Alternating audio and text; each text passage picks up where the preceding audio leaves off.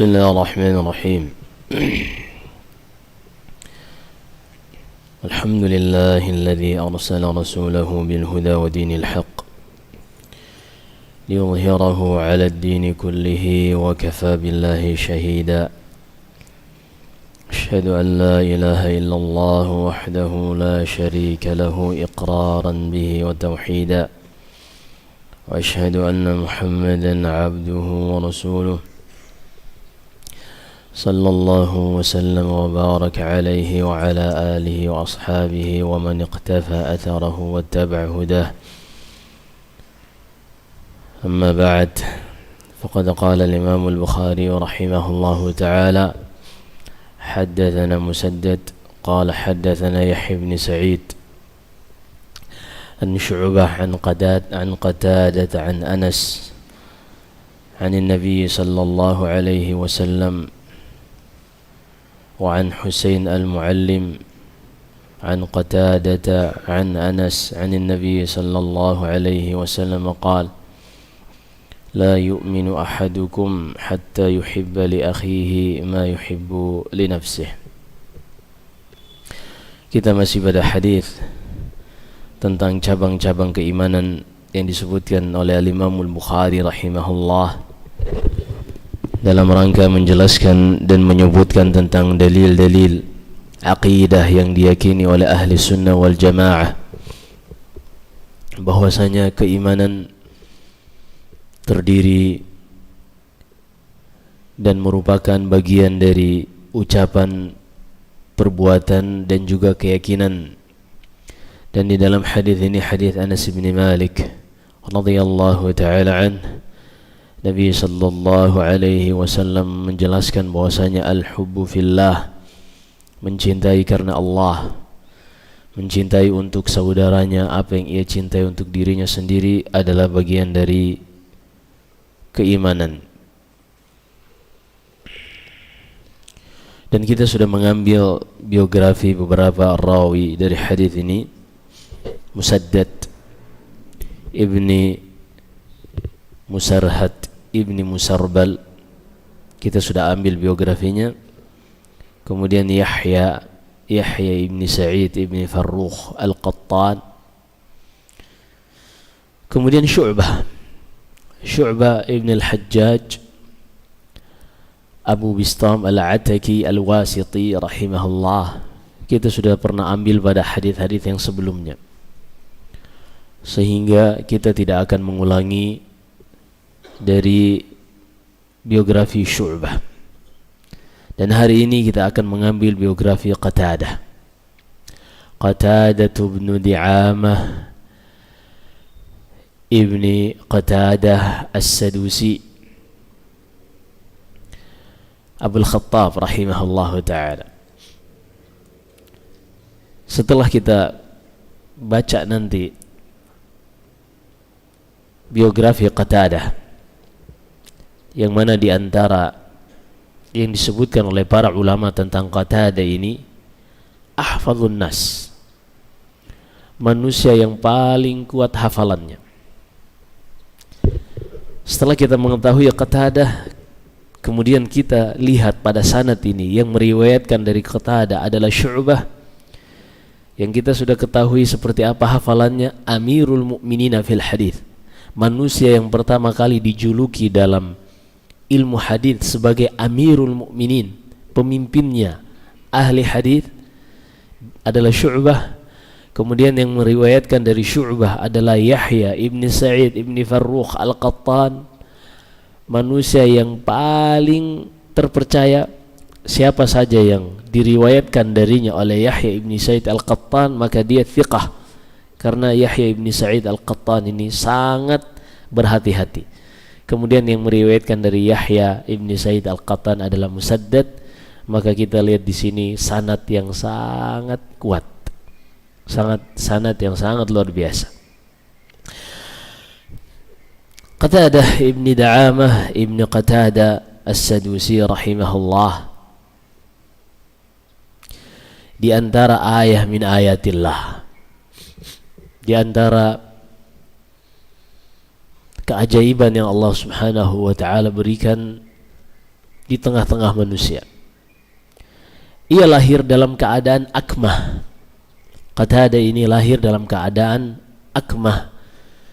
Disebutkan Ibnu Katsir dalam Al-Bidayah wan Nihayah, juga dalam tafsirnya pada firman Allah yang menyebutkan tentang mu'jizat Nabi Isa, wa ubri'ul akmaha wal abrasa biiznillah. Kata Nabi Isa yang Allah hikayatkan dalam Al-Quran, dan aku menyembuhkan seorang yang terkena penyakit a'mah, yang terkena penyakit buta. Kata Ibnu Katsir, al-akmah asyaddu minal a'mah.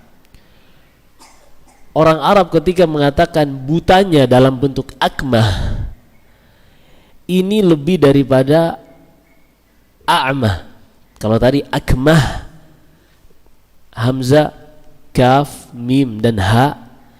Adapun a'mah, hamzah, ain, mim dan alif kursi, alif namanya alif maksurah. Alif maksurah. Wasammi mu'tallan minal asma'i ma kal mustafa wa murtaqi makarima. Fal awwalul i'rabu fihi quddira jami'uhu wa huwa alladhi qad qusira. والثاني منقوس ونصبه ظهر ورفعه ينهى كذا أيضا يجر. Sebagaimana kata Ibnu Malik rahimahullah yang menyebutkan alif yang tidak bisa mendapatkan harokat sama sekali dan huruf yang sebelum alif tersebut selalu fathah, itu adalah alif maksurah. Fasyahid ala kulli hal, Qatadah Ibni Da'amah As-Sadusi Abul Khattab ini terlahir dalam keadaan akmah, buta. Tapi luar biasa, kata para ulama, Allah ganti penglihatannya ini dengan batinnya, mata hatinya yang lebih tajam di dalam melihat hakikat kehidupan dunia ini. Ini luar biasa. Dan kita sering sebutkan bahwasanya ada manusia-manusia yang Allah Subhanahu wa ta'ala jaga dengan segala keterbatasan. Ada manusia yang Allah jaga dengan keterbatasan. Dan ini manusia-manusia yang Allah pilih. Karena kebanyakan manusia untuk menjaga dirinya, mereka harus berjuang. Seperti seorang yang diberikan harta melimpah, tubuhnya sehat, anak-anaknya ia lihat ceria, semua yang ada di sekitarnya normal.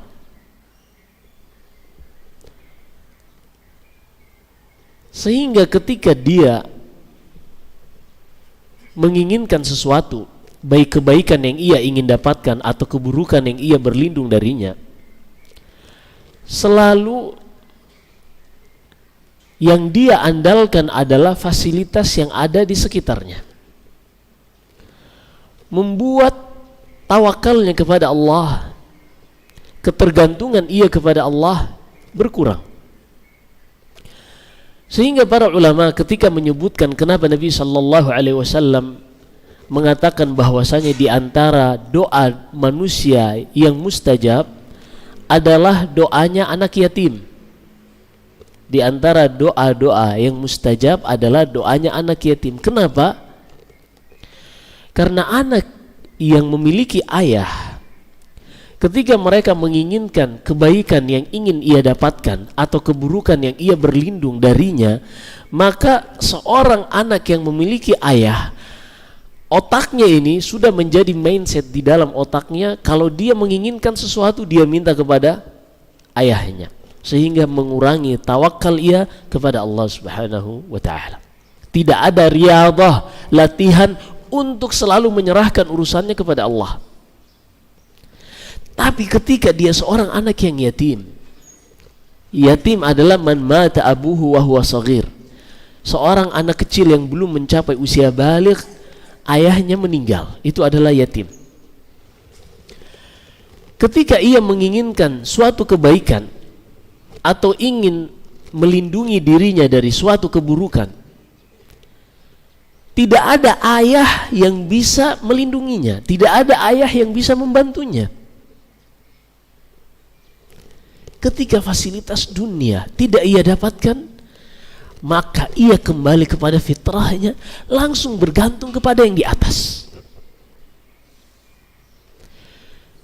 Sekali ia langsung menggantungkan kepada yang di atas, 2 kali, 3 kali, dan seterusnya, hingga inilah riyadhah, latihan yang terus dia lakukan, dia gali, dia perdalam, hingga membuat mindsetnya kalau butuh apa-apa langsung kepada Allah.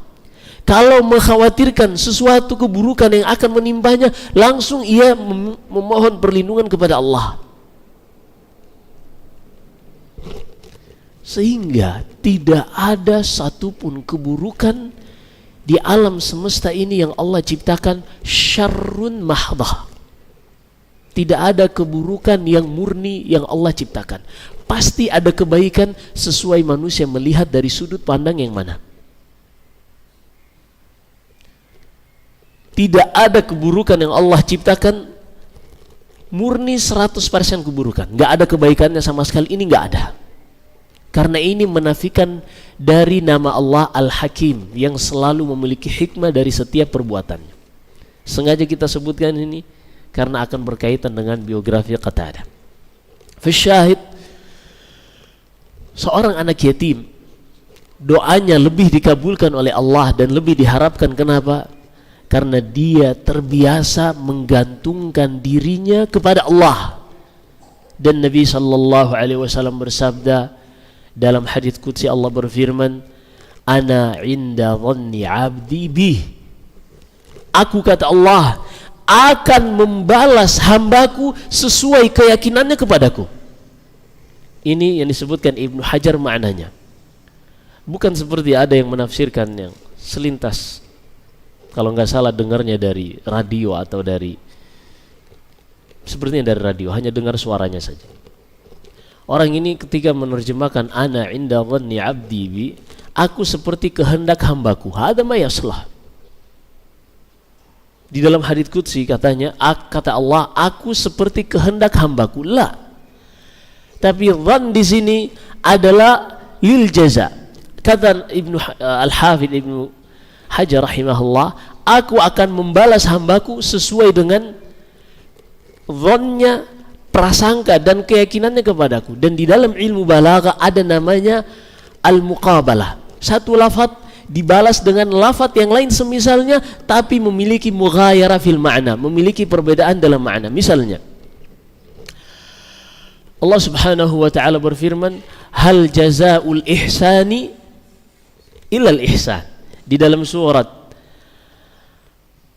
Ar-Rahman kata Allah, dan bukankah al-ihsan, al-ihsan di sini ay al-amal al-hasan, dan bukankah perbuatan yang baik tidak akan dibalas, hal jazaa'ul ihsani illal ihsan, kecuali ihsan yang semisalnya.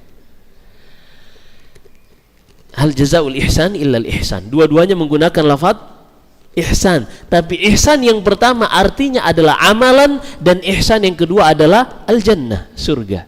Perhatikan, lafaz yang sama tapi memiliki makna dan substansi yang berbeda. Ini dalam ilmu balaghah namanya al-muqabalah.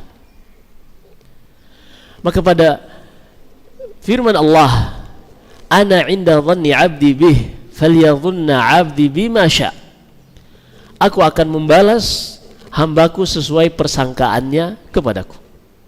Maka hendaknya sang hamba ini benar-benar ketika berdoa kepada Allah dengan keyakinan yang sangat mendalam. Nah, seorang itu untuk bisa membuat dirinya sampai kepada keyakinan kepada Allah, prasangkanya ini yang terbaik kepada Allah, ini butuh yang namanya riyadhah, butuh yang namanya latihan. Ini luar biasa, luar biasa. Dan memang di dalam syariat Allah, amalan itu selalu dinilai di akhirnya, bukan di awalnya. Kenapa? Karena manusia itu butuh yang namanya jam terbang dalam segala hal. Manusia itu butuh yang namanya riyadhah. Kalau seandainya patokan yang dinilai dari amalan dan umur manusia adalah awalnya, niscaya kita semua akan habis. Karena kita kurang pengalaman. Ketika kita masih kecil, Allah masih berikan waktu penangguhan. Rufi'al qalam 'anis sabi hatta yahtalim. Kata Nabi sallallahu alaihi wasallam, catatan dosa itu akan ditangguhkan dari anak kecil sampai dia mencapai usia baligh. Ketika kita masuk usia baligh, paling maksimal 15 tahun, masih banyak kesalahan-kesalahan yang masih terus kita lakukan. Kenapa? Karena memang akal kita ini baru saja matang. Pemikiran kita ini baru saja mencapai usia remaja. Terus pengalaman hidup, musibah yang silih berganti mendatangi kita, ujian yang terus menyapa kita. Nah, semuanya kalau memang manusia itu manusia yang benar-benar memahami hakikat hidup ini dan mau mengambil pelajaran dari hidup ini, harusnya setiap hari matahari terbit dan terbenam, usianya yang terus bertambah sehari menjadi pekan, pekan menjadi bulan dan tahun, harusnya menjadikan akalnya ini semakin bijak dan semakin dewasa. Kenapa? Karena sudah banyak riyadhah, latihan dan jam terbang yang dia lewati. Maka musibah di atas musibah. Ketika seorang sudah mencapai usia 20, 30, 40, 50, 60, kepala udah menyala, udah beruban, tapi tidak membuatnya bisa mengambil pelajaran dari segala musibah dan pelajaran hidup yang dia lewati. Ada orang sudah mencapai usia dewasa 30 tahun, 40 tahun, 50 tahun masih main game online. Inna lillahi wa inna ilaihi raji'un. Masih disibukkan dengan nyekrol Facebook yang dia tidak ada hajat di dalamnya. Tiap hari kesibukannya ngeliatin status WA orang-orang. Inna lillahi wa inna ilaihi raji'un. Mau sampai kapan kelalaian seperti itu? Ini kita hidup di zaman seperti ini, kita dengar nasihat hari ini, Masya Allah, Insya Allah Ustaz, Anda bertekad setelah ini Anda akan berhenti, besok balik lagi. Makanya jangan heran kalau nasihatnya berulang-ulang terus, karena memang kita manusia seperti itu. Dan apa yang kita pelajari dari umat-umat terdahulu memang seperti itu. Salah, tobat, balik lagi, diingatkan lagi, salah, tobat, balik lagi, diingatkan, dan seperti itu seterusnya. Sampai apakah akhir hidup kita ditutup dengan kebaikan atau dengan kelalaian? Kita kan sekarang ini, kita sudah sebutkan pada biografi Abdullah bin Amr bin al-As. Kenapa sih Rasulullah melarang beliau untuk berpuasa setiap hari? Gak boleh. Atau untuk sholat malam sepanjang malam, gak boleh. Padahal kan harusnya dari sisi kuantiti lebih banyak lebih bagus. Tapi ternyata ada fiqih, pemahaman yang harus dipahami di dalam syariat Allah. Apa itu? Penilaian dalam amalan manusia itu bukan pada awal atau pertengahan umurnya, tapi akhir usianya. Innamal a'malu bil khawatim. Yang dinilai dari amalan setiap hamba adalah di penghujung usianya. Kalau seandainya dari awal dia sudah membebani dirinya dengan amalan yang paling berat, dikhawatirkan di saat garis finish dia akan melemah. Dan ini fikih di dalam agama kita. Tapi ketika dia melakukan amalan sederhana, saddid wa qarib, kata Rasulullah, berusahalah untuk sesuai dengan sunnahku. Kalau kalian tidak sanggup, berusaha untuk mendekati seperti sunnahku. Ketika seorang standar di dalam kehidupannya mengikuti sunnah Nabi dan apa yang dilakukan oleh Nabi adalah paling pertengahan, maka diharapkan apa yang sudah digariskan Nabi ini adalah sesuatu yang bisa dimampui oleh semua orang. Sampai seorang meninggal di akhir usianya pun dia akan sanggup untuk melakukan seperti apa yang dicontohkan oleh Nabi sallallahu alaihi wasallam. Itu loh kenapa kita tuh hidup harus sesuai sunnah Nabi. Kenapa? Karena manusia untuk mengambil sebuah kesimpulan di dalam kehidupannya ini, ia harus melewati dulu dengan pengalaman. Sementara kita khawatir jangan sampai kita nggak bisa sampai pada tahapan usia di situ kita mengambil pelajaran hidup, mengambil kesimpulan hidup. Makanya kembalikan kepada yang menciptakan manusia, dia yang mengetahui seluruh tahapan usia manusia, dan dia yang menurunkan syariatnya sesuai dengan yang dimampui dan disanggupi manusia. Itu loh kenapa kita tuh cukup mengikuti syariat dan jangan menambah-nambah atau berinovasi di dalam syariat. Karena dia yang menciptakan manusia, dia pula yang menurunkan syariat sesuai dengan yang disanggupi oleh manusia. Baik. Qatadah Ibn Da'amah As-Sadusi rahimahullah, di antara manusia yang Allah jaga dengan kebutaan ini. Allah gantikan kebutaan kedua matanya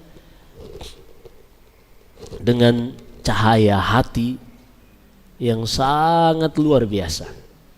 Kata muridnya menceritakan dari Qatadah, ma sami'at udhunaya illa wa'ahu qalbi. Tidak pernah kedua telingaku mendengar satu ucapan, satu hadis, melainkan hatiku langsung menghafalnya. Luar biasa. Gak ada yang beliau dengarkan kecuali beliau hafal.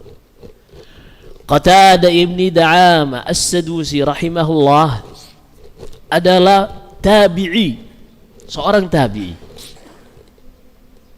Dan tabi'i dia yang menjumpai sahabat. Bukan sahabat, dia nggak pernah berjumpa dengan Nabi. Tapi manusia dari kalangan tabi'in yang paling banyak dinukil ucapannya dalam ilmu tafsir, Qatadah. Padahal dia orang yang buta. Mungkin kita akan bertanya, bagaimana dia bisa belajar pada zaman itu? Dahulu ia berada di Basrah, mulazama dengan gurunya yang sangat luar biasa, yang juga kita akan ambil biografinya, Al-Hasanul Basri. Kemudian ia berpindah ke Mekah, mulazama dengan Az-Zuhri dan juga ulama-ulama yang lain. Ini bagaimana perjalanannya dari Basrah ke Mekah? Buta. Zaman dulu gak ada seperti sekarang transportasi yang sangat luar biasa. Tapi itulah urusan Allah. Kalau Allah sudah menakdirkan sesuatu, akan segala sesuatu yang Allah sudah takdirkan, masing-masing akan menjalani takdirnya sebagaimana yang Allah ilhamkan. Alladzi khalaqa fasawwa walladzi qaddara fahadam. Pegang dua ayat ini. Dialah Allah yang menciptakan dan menyempurnakan penciptaannya. Walladzi qaddara fahadam. Dan dialah yang telah menakdirkan seluruh apa yang ada di alam semesta ini, dan dia yang akan mengilhamkan setiap apa yang ia takdirkan untuk menjalani takdirnya. Allahu Akbar. Ini luar biasa. Qatadah Ibn Da'amah As-Sadusi rahimahullah, di antara yang beliau nasihatkan, dan ini sangat cocok untuk zaman kita,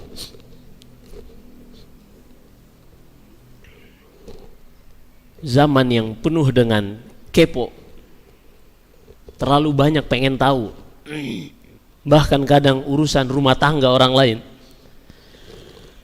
Kata beliau, babun minal ilmi yahfadhuhu ar-rajul li salahi nafsihi wa salahi man ba'dahu afdalu min ibadati haul. Ada satu pembahasan dalam agama Islam ini yang dipelajari oleh seseorang. Ia fokus pada bab tersebut, ia hafal, ia paham, dan bab tersebut, pembahasan ilmu tersebut bermanfaat untuk dirinya dan keluarganya serta orang-orang yang ia kenali. Ini lebih baik daripada ia menghabiskan usianya dengan beribadah selama setahun, ibadah sunnah. Satu bab dalam ilmu yang dia fokus, dia paham, dan bab tersebut bermanfaat untuk dirinya dan keluarganya serta orang-orang yang bisa mengakses hal tersebut, ini lebih baik daripada dia menghabiskan waktunya dengan ibadah selama setahun penuh ibadah sunnah. Ini luar biasa. Dan tidaklah beliau sampai kepada kesimpulan ini, melainkan telah banyak beliau melewati hadis-hadis dari Nabi sallallahu alaihi wasallam.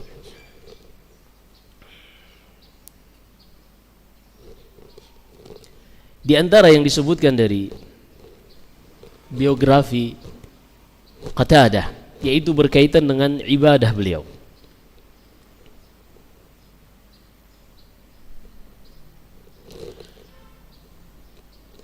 Berkata Salam ibni Abi Muti' atau Muti' na'am, kana Qatadatu yakhtimul Qur'ana fi 7. Sepanjang tahun selain di bulan Ramadan, Qatadah selalu mengkhatamkan Al-Quran setiap 7 hari sekali. Sepanjang tahun 7 hari sekali, berarti sehari berapa juz? 7 hari sekali khatam, sekitar 3 juz lebih.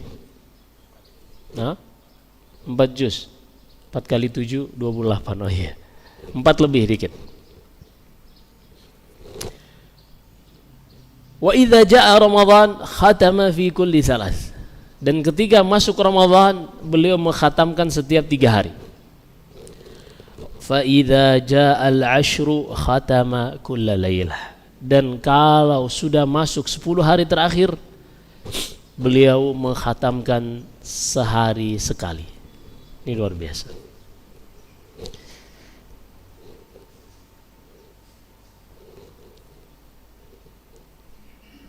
Di antara yang menjadi muskil dalam biografi Qatadah, disebutkan Adz-Dzahabi rahimahullah, dan ini kita akan ambil sebagai pelajaran yang sangat luar biasa dari Al-Imam Adz-Dzahabi. Apa itu? Qatadah ini yurma bil qadar. Qatadah ini di antara yang diingkari oleh ahli hadis dari Qatadah adalah beliau terjatuh di dalam fitnah qadariyah. Tapi tidak seluruh qadariyah, tidak seluruh keyakinan qadariyah diyakini oleh Qatadah. Hanya saja, kata Adz-Dzahabi rahimahullah, Qatadah ini terjatuh dalam fitnatul qadar, yaitu dia mengatakan bahwasanya keburukan dosa yang dilakukan oleh hamba ini tidak diketahui oleh Allah kecuali setelah keburukan tersebut atau dosa tersebut dilakukan oleh seorang hamba. Ini ucapan Qatadah. Adapun ucapan Qadariyah, mereka mengatakan al-amru unuf. Segala apa yang ada di alam semesta ini belum ditakdirkan dan Allah tidak mengetahuinya, yang baik maupun yang buruk, sampai yang baik atau yang buruk tersebut terjadi. Berarti kalau Qadariyah, mereka mengatakan seluruhnya tidak diketahui oleh Allah kecuali setelah terjadi.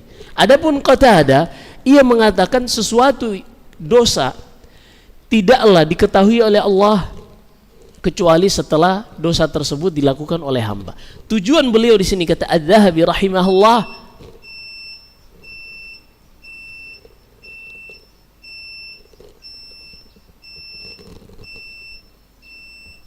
Qatadah ingin mensucikan Allah dari menciptakan dosa.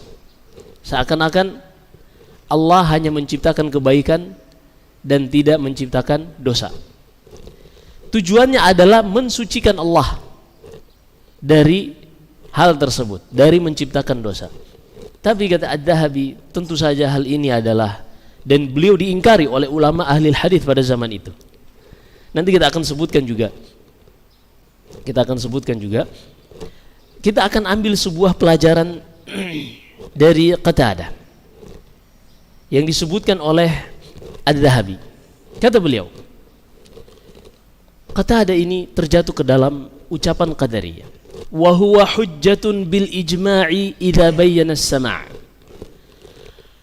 Qatadah ini adalah hujjah di kalangan para ulama, artinya periwayatannya diterima secara ijma' jika dia ketika meriwayatkan dengan mengatakan haddatsana atau sami'tu, menceritakan kepada kami atau aku mendengar, langsung dengan ucapan aku mendengar. Kenapa? Karena Qatadah ini seorang mudallis, terlebih tadlisus syuyukh. Beliau ini seorang yang ada bahasa dalam ilmu hadis tadlis, yaitu seorang sengaja menghapus beberapa syekh. Kemudian misalnya dia meriwayatkan hadis ini dari fulan dari syekh, dia langsung hapus fulan dan fulan langsung dari syekh. Ini dilakukan oleh Qatadah. Tapi kalau dia benar-benar menjelaskan bahwa aku mendengar, maka secara ijma' hadisnya hadis yang sahih. Kata beliau, wa kana yaral qadar, nas'alullah al-afu.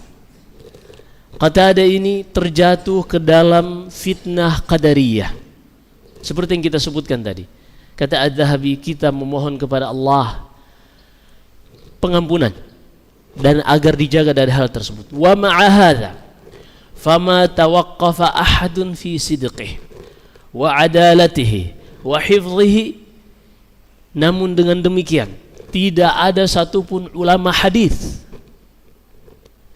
yang berhenti menyebutkan bahwasanya Qatadah ini seorang yang diterima hadisnya, seorang yang adil dan kuat hafalannya. Selalu orang-orang dari kalangan ahli sunnah wal jamaah yang menyelisihi, yang membantah akidahnya Qatadah dari sisi qadar ini, ada sebagian yang menyebutkan dia rujuk di akhir kehidupannya. Mereka selalu mengambil periwayatan dari Qatadah karena memang mereka melihat fitnah qadariyah yang diucapkan Qatadah ini tujuannya untuk tanzihullah, walaupun ini adalah sesuatu yang keliru. Ia ingin mensucikan Allah dari menciptakan dosa. Kemudian kata Az-Zahabi, wa la'alla Allah ya'dhiru amsalahu mimman talabbasa bi bid'atin yuridu biha ta'zimal bari wa tanzihahu wa badala wus'ahu wallahu hakamun adlun latifun bi'ibadihi wa la yus'alu amma yaf'al. Nah, kata beliau, semoga Allah subhanahu wa ta'ala memaafkan dan memberikan uzur kepada Qatadah dan ulama-ulama yang semisalnya, yang diketahui dari kejujuran niat mereka ingin membela, mensucikan Allah, akan tetapi mereka terjatuh ke dalam kekeliruan. A'immatul ilm idza kathura sawabuh wa ulima taharrihi lil haqq wattasa' ilmu wa dhahara dhaka'u wa urifa salahu wa wara'uhu wattiba'uhu lis sunnah yaghfirullahu zallatah. Karena seorang seperti apapun ia derajatnya, makamnya dalam mencapai ilmu sangat tinggi, tetap saja yang namanya manusia pasti ada kekeliruannya. Dan kalau setiap orang yang keliru kita langsung sikat, tahdzir, boikot dan seterusnya, maka tidak akan ada yang tersisa dari ulama kaum muslimin, apalagi hanya sekedar ustadz. Ulama saja keliru berbicara tentang fitnatul qadar. Tapi kata Az-Zahabi, la'alla Allah ya'dziruh, semoga Allah subhanahu wa ta'ala mengampuni dan memberikan uzur seperti Qatadah ini dan orang-orang yang semisalnya, yaitu orang-orang yang terkadang terjatuh ke dalam bid'ah yang tujuan mereka adalah untuk mengagungkan Allah dan mensucikan Allah dari sesuai yang mereka pahami. Iya. Ini ulama hujjatul Islam yang ijma' kata Az-Zahabi diterima periwayatannya. Lalu bagaimana dengan ustadz yang baru belajar LC 4 tahun, belajar di negeri seberang 3 tahun 4 tahun, kemudian dia nggak boleh salah, kalau salah sikat, sekolahnya boikot, murid-muridnya bubarkan dan seterusnya. Inna lillahi wa inna ilaihi raji'un. Kurang piknik wallahi orang-orang seperti ini dengan sunnatullah. Di antara sunnatullah yang tidak akan berubah dan tidak akan pernah berubah adalah al-kamalu lillahil wahidil qahhar. Yang namanya kesempurnaan hanyalah milik Allah subhanahu wa ta'ala. Nggak ada. Mustahil ada yang sempurna di muka bumi ini kecuali Allah Subhanahu wa ta'ala yang ada di atas langit sana. Ketika kita menyadari hal ini, kita harus mempersiapkan pada diri kita dan mindset kepala kita bahwasanya seorang ketika terjatuh ke dalam kesalahan, kita masih harus mencarikan uzur walaupun sampai 70 uzur, kecuali kalau memang dia setelah dinasehati dan seterusnya tidak mau, maka kita mengambil sikap yang terukur dan terarah. Tidak serampangan main mentahdir sampai ada seorang suami istri karena beda tempat ngaji harus bercerai. Allahu Akbar. Padahal Allah membolehkan seorang laki-laki muslim menikahi wanita Nasraniyah. Mungkin beda akidah mungkin dalam pernikahan. Wal muhsanatu minal mu'minat, kata Allah, dan dihalalkan bagi kalian wanita kitabiyah, Yahudiyah atau Nasraniyah untuk dinikahi oleh seorang laki-laki muslim. Kemudian beda majelis, yang satu majelisnya di radio di seberang, yang satu radio yang seberang lagi, kemudian suami istri tidak boleh bersatu dalam sebuah pernikahan. Manhaj apa ini? Dari mana kalian ambil yang seperti ini? Allah Subhanahu wa ta'ala membolehkan loh seorang laki-laki muslim menikahi wanita kitabiyah. Beda manhaj nggak boleh, beda radio nggak boleh. Inilah musibah yang alhamdulillah, semoga Allah menjaga kita dari musibah seperti ini. Musibahnya orang-orang yang kurang piknik dengan ketetapan Allah dan juga dengan seperti apa sejarah perjalanan para imam-imam terdahulu. Kata beliau, ketika seorang ulama atau siapapun dari kaum muslimin yang kita lihat selalu berusaha untuk melakukan dan mencari kebenaran, dan kebenarannya dominan, mayoritas dibanding kesalahannya, yang seperti ini, setelah kita melihat kecerdasannya, kekuatan hafalannya, dan kehati-hatian ia dalam mencari kebenaran, namun manusia sesempurna apapun pasti terjatuh. Kata beliau, semoga Allah Subhanahu wa ta'ala menghapus kesalahan-kesalahannya dan wala nudalliluhu wa natrahuhu. Kata Adz-Dzahabi, kita tidak boleh langsung mencap fulan sesat, jauhi majelisnya. La wa natrahuhu, dan tidak pula kita semua kitab-kitabnya banting. Kemarin karena Ustadz fulan masih bergabung bersama kita, Masya Allah, rekaman-rekaman suaranya di-share, kemudian kitab-kitabnya di-share. Begitu besok sudah beda syekh, yang satu fulan syekhnya di sebelah, yang satu yang sebelah, nggak ada angin, nggak ada hujan, ustadz tersebut nggak ada salahnya, nggak ketahuan salahnya, pokoknya karena dia sudah tidak bersama kita, hancurkan kitab-kitabnya, jauhkan dari kaum muslimin. Ini manhaj apa nih? Nggak dilakukan oleh, kata Adz-Dzahabi rahimahullah, wala nudallilhu, orang yang sudah banyak kebenarannya dan dia ketahuan seperti apa ingin mencari kebenaran, tapi yang namanya manusia pasti keliru dalam sunnatullah, maka kita tidak mengatakan orang yang seperti ini langsung dicap sesat, dan tidak langsung mengatakan buang semua hasil-hasilnya. Sehingga para ulama masih terus mendoakan Al-Imam An-Nawawi, Al-Imam An-Nawawi yang terjatuh ke dalam fitnah Asy'ariyah, dan juga Ibnu Hajar rahimahullah. Mereka terus membaca kitab-kitab dua ulama ini. Dalam Sahih Bukhari mereka menjadikan rujukan Fathul Bari yang ditulis Ibnu Hajar Al-Asqalani, dan dalam Sahih Muslim mereka di dalam memahaminya merujuk kepada kitab Al-Minhaj Syarh Sahih Al-Imam Muslim Ibni Hajjaj yang ditulis oleh Al-Imam Yahya Ibni Syaraf An-Nawawi Abu Zakaria. Seperti itu. Kata beliau, wala nansa mahasinahu, kita tidak boleh melupakan kebaikan-kebaikan yang telah ia berikan kepada Islam. Naam, wala naktadi bihi fi bid'atihi wa khata'ih. Tapi ingat, kita tidak boleh mengikutinya dalam kesalahan dan bid'ah yang ia terjatuh ke dalamnya. Kita mengharapkan semoga Allah menerima taubatnya. Allahu Akbar. Di terakhir kita tutup majelis kita dengan satu sikap di dalam kita melihat para ulama sesama mereka, supaya kita bisa lebih bijak di dalam melihat ustadz kita sesama mereka. Iya. Karena kan kalau ustadz kita tuh Masya Allah, yang mata kita hanya bisa melihat kebaikannya. Tapi kalau ustadz tetangga, radio tetangga, TV tetangga, kayaknya yang kelihatan keburukannya aja. Iya, hati-hati. Hati-hati dengan kehormatan seorang muslim. Ada satu peristiwa yang terjadi antara Yahya ibni Abi Katsir dengan Qatadah. Hidup sezaman. Dua-duanya alim kabir. Kita juga akan bahas nanti biografi Yahya ibni Abi Katsir.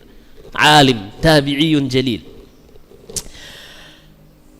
Suatu saat kata Aban al-Attar di majelis Qatadah disebutkan nama Yahya ibni Abi Katsir. Lalu kata Qatadah yang ada sedikit cekcok dengan Yahya ibni Abi Katsir, "Mata kana al-ilmu fis sammakin?" Kapan ilmu ini berpindah dipegang, dibawa oleh orang-orang yang profesinya nelayan, semak. Ini penghinaan. Artinya Yahya ibn Abi Katsir itu nelayan, gak ada ilmunya. Ini yang ngomong Qatadah. Sebaliknya, ketika Qatadah yang disebutkan namanya di majelis Yahya ibn Abi Katsir, apa kata Yahya? La yazalu ahlul Basrati bishar ma kana fihim Qatadah. Penduduk Basra itu keburukan akan selalu meliputi mereka kalau di tengah-tengah mereka ada Qatadah. Yang satu mencela yang lain, seperti itu. Ya ada yang namanya manusia, mau setinggi apapun ilmunya dia tetap manusia.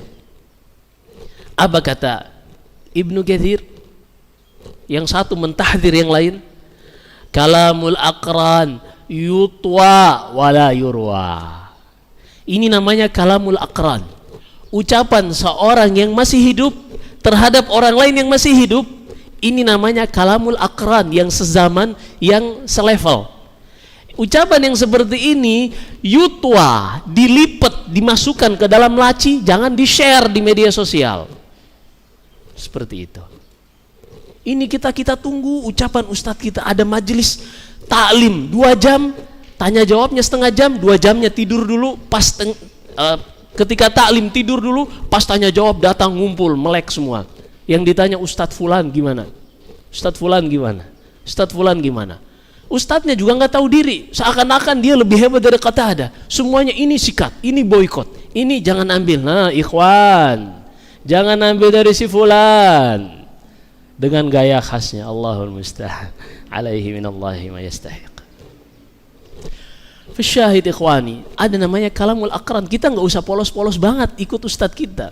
Ustadz kita tuh manusia, punya namanya hudzudzun nafs, punya hawa nafsu yang ingin dia puaskan, ingin lebih terkenal. Apalagi kalau ustadznya nulis dalam sebuah bidang, Ustadz Fulan juga nulis dalam sebuah bidang, kebetulan radionya beda bendera, ternyata buku karya Ustadz Fulan lebih viral. Waduh, buku anak udah cetak banyak-banyak, nggak laku. Ustadz Fulan baru PO udah habis. Waduh, apa yang terjadi? Ikhwan, Ustadz Fulan itu dan seperti ini. Kalamul aqran, ikhwan, kita harus melek. Ada namanya kalamul aqran. Di dalam dunia persilatan ini ada namanya ucapan selevel. Yang seperti ini yutwa wala yurwa, dilipat, dimasukin ke dalam laci, dikunci, kuncinya buang biar nggak kebuka, jangan diriwayatkan, jangan disebar. Kenapa? Ada namanya hudzudzun nafs. Ini yang menyebutkan ini adalah Az-Zahabi, yang bukan cuma mengenal orang sezamannya, tapi manusia-manusia yang sangat banyak yang ia sebutkan biografinya satu persatu, dan sudah banyak. Nanti beliau juga akan sebutkan pada biografi Muhammad ibn Abdurrahman ibn Abi Dhi'ib bagaimana perselisihan antara Ibnu Abi Dhi'ib dengan Imam Malik.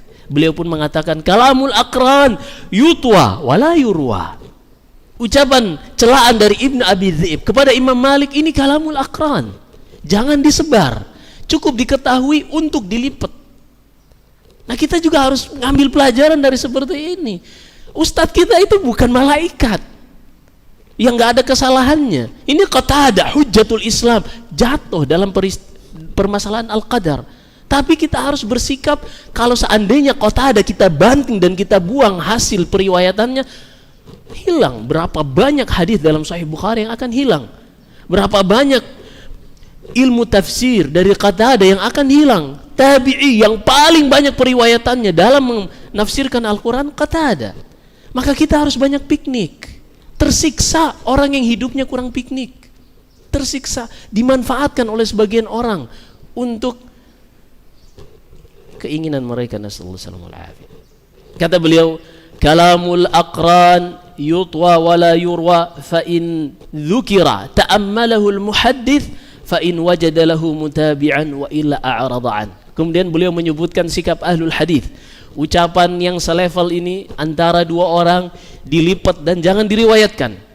Dan ketika disebutkan celaan seorang terhadap orang yang lain, dilihat. Kalau seandainya mereka melihat indikasi yang menunjukkan kebenaran hal tersebut dan memang realitanya seperti itu, barulah mereka meriwayatkannya. Tapi kalau seandainya hanya karena ucapan saingan antara seorang yang selevel dan sezaman, maka yang seperti ini tidak boleh diriwayatkan. Mereka akan menolak ucapan Qatadah terhadap Yahya ibni Abi Katsir sebagaimana mereka menolak ucapan Yahya ibni Abi Katsir terhadap Qatadah. Demikian, semoga apa yang kita sampaikan bermanfaat dan menambah jam terbang piknik kita. Wallahu a'lam. Segala kebenaran datangnya dari Allah Subhanahu wa taala. Jika ada kesalahan dan kekurangan fa minna minasyaitan wa astaghfirullah li wa lakum. Sallallahu alaihi wasallam baraka ala nabiyyina Muhammad. Subhanakallahumma wa bihamdik asyhadu an la ilaha illa anta astaghfiruka wa atubu ilaik. Assalamualaikum warahmatullahi wabarakatuh.